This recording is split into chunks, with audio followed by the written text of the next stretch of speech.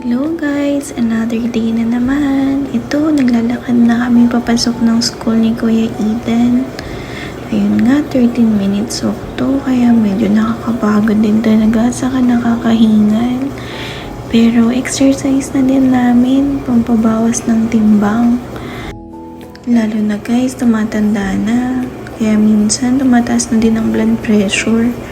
Kaya it's good for the health na din. Think positive, diba guys? Yan, medyo malapit-lapit na kami sa school ni Kuya Ethan. Yan na yung last signal. So, mga 5 minutes na lang siguro to guys. Kapit lang.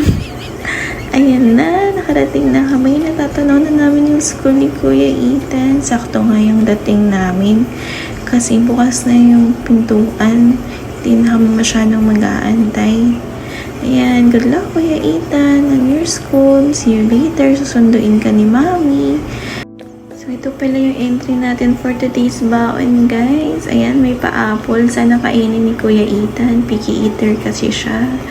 Pagkahatin nga namin kay Kuya Ethan, ayan, magbabakal bote na kami mga sis. Kasi dito sa Canada, pwede mong ibenta yung mga recyclable. May deposito yan pag binili mo. Kaya inipon namin ni Daddy Mike. Ayan yung Blue Mountain Market and Bottle Depot. Medyo malapit lang din to sa school ni Kuya Ethan, kaya dumiretso na kami. So, tingnan natin guys kung magkano ang pagbibentahan natin itong mga bote na to.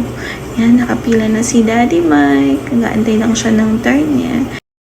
A few moments later. Ayan guys, nalagay mo dyan yung bote, tapos i-check nila kung ano yung acceptable, saka bibilangin nila kung ilan. Ayan, naka $5.80 kami, diba? O, sayang din yun kaysa itatapon guys. Ayun lang, salamat sa panonood guys, bye!